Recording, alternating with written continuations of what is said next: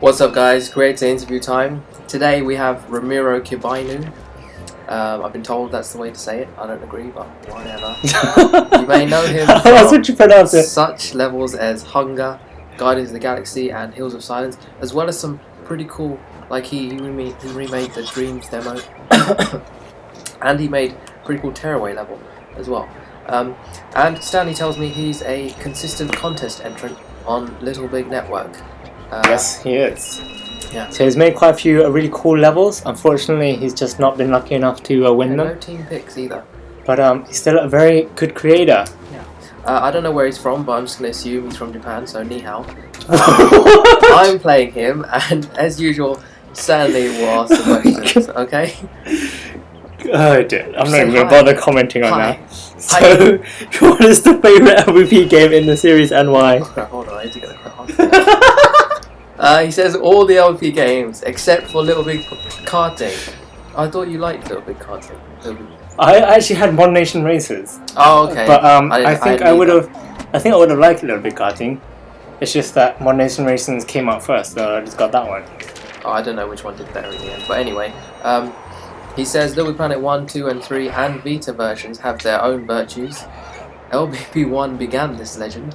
LBP2 brought in new features, and LBP3 added 16 layers and killed the franchise. The Vita version was very intuitive and charming. It had good use of tactile controls, and the new characters were so cool, especially the Hollows. I have no idea what he's talking about because we haven't played the Vita versions.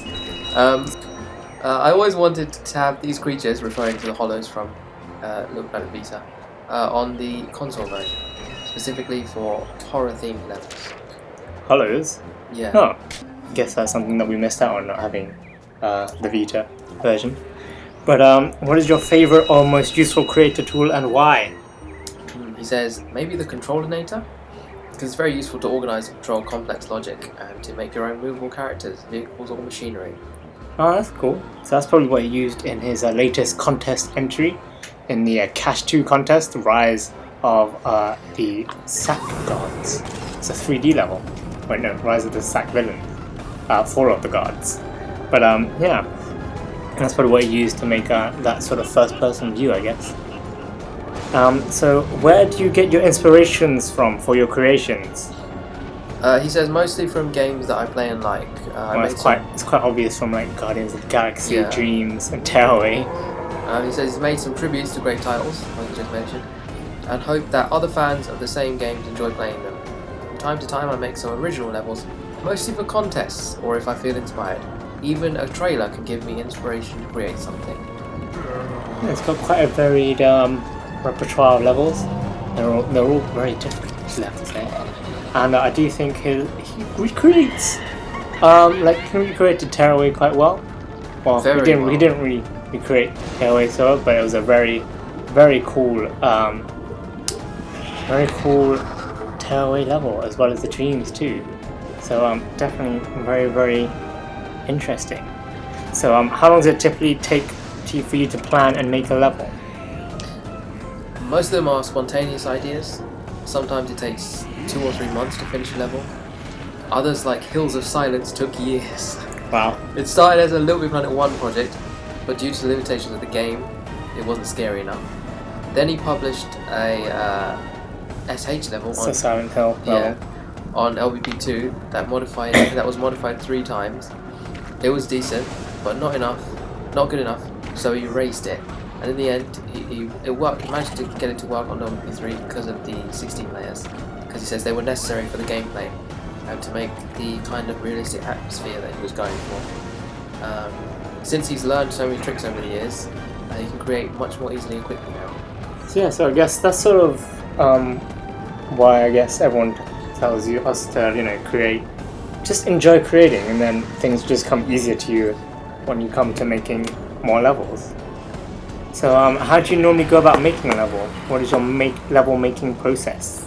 He says he comes up with a theme first and then he thinks about the gameplay. He builds the scenery until he achieves the visual aspects that he wants, and then he adds the gameplay elements, but he's constantly changing things, mainly due to problems that he faces, like bugs or the thermo. So he basically tries different combinations until He achieves a balance between materials and details to avoid lack. So it's just all about going back, finding things again and again. So that's pretty good. So what is the favorite level that you made yourself? So it's a good question. Thank you. I like most of my levels, especially when they reach some sort of technical achievement. But if he has to choose one, it would probably be Santa's Daughter's Revenge. That is his LBN Seasonal Shenanigans entry. Oh, is that her? Yes. In the picture? Oh. In the badge. He says he likes this one because it was his original idea. It was too much work to make these pixels, and apparently it's sexy. He made it for a crown contest. He based her on a girl that he loves, and they were both cosplayers. This escalated quickly. He added some retro arcade style, and it looked like the old Super Nintendo games or PS1 side-scroll games, a style which he very much loved. It was a bit controversial, but proved that Little Big Planet has a lot of potential to create unique styles or games that aren't just cartoony or childish. And it gave him the LBP crown, so he feels proud of it. Pretty cool. So well done to RamiroKibaInu for that. This is special other. Yes, and a special art. So how did you find the learning process of how to create an LBP? He says that what he did was learn from others, look at tutorials, and experimenting by himself. Mastering logic was the biggest step for him. Visual styles are natural for him because of his artistic background. He's a graphic designer and illustrator. And finally, it was just learning little tips and tricks to make the whole process more easy. So I guess, in general, just go out and learn and just keep trying, isn't it? So are there any specific tips? He says search for tutorials and ask experienced creators for help or feedback. That way you can improve and develop your own skills. And also just be more in the community. Just share more, as the ethos is of LBP. So what would you like to see more of in LBP in the community? He says he'd like to see more realistic levels and technical achievements and new tools too. He believes that Little Big Planet still has the potential for impressive levels, but it requires people to try new things, not just the same boring stuff. And more kindness in the community, please. Okay. And he also says, by the way, we need realistic stuff DLC pack too, not just cartoon DLC. So that is a request for a type of DLC. But yeah, I think that's quite, it's kind of a wishful thinking to think that's going to come soon or anything. So we hope you creators out there are working on some new technical achievements and new tools. So definitely go at it. And the general tip is just to keep practicing, just keep at it. So is there anything you're working on currently? I mean, we know you recently finished the Cash 2 contest entry, which was the Fall of the Gods, which was a first-person kind of level, which is pretty cool. He's planning Hills of Silence 4. Ooh. So clearly his LBP1 series is really continuing on all the way until its 4th entry now, so that's pretty cool. Pretty good. I heard someone say, this has nothing to do with anything, but I heard someone say that the Silent Hills movie is the best video game movie so far. I thought you said that was what you said about Ratchet & Clank. No, the Ratchet & Clank movie's done terribly. Oh. Yeah. Oh, did it? Yeah. Oh. Yeah, I don't know why, but it's not done very well. Oh, okay. Well, who are some of your favourite creators? Here's some of his favourite creators. Some of them are his friends. He's giving them little descriptions as well. This is nice. Ariana who's a very kind person that always helps the community.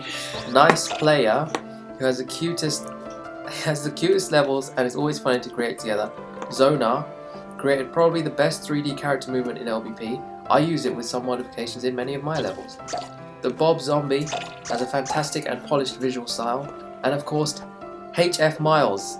Even if people criticize him for hacking and modding the game, saying that is illegal, we have to accept that he helped the community so much. Without these modded decorations, it would be impossible to achieve the realism that I always wanted. And yes, all the people that made music that I included in my levels. Oh wow, so a lot of a lot of love coming out from RamiroKibaInu from everyone. So of those, who would you like us to see us interview next? He says maybe Zohnar or Ariana Ooh.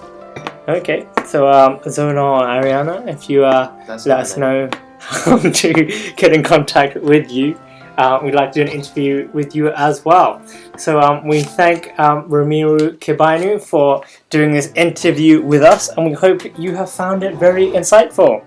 He's got lots of nice things to say and really good tips as well. So we hope you definitely... Tips, he said. Yes. If you do check out RamiroKibaInu's LBP.me profile to queue up his levels. They're all really cool, especially the tearaway level, dreams levels, and his contest entries. So definitely give them a queue, and we hope you enjoyed this interview. We hope you subscribe to Left Stick Right Stick as well to check out all the other creator interviews we have, and for any future creator interviews that we bring to you. We hope you enjoy. See you next time.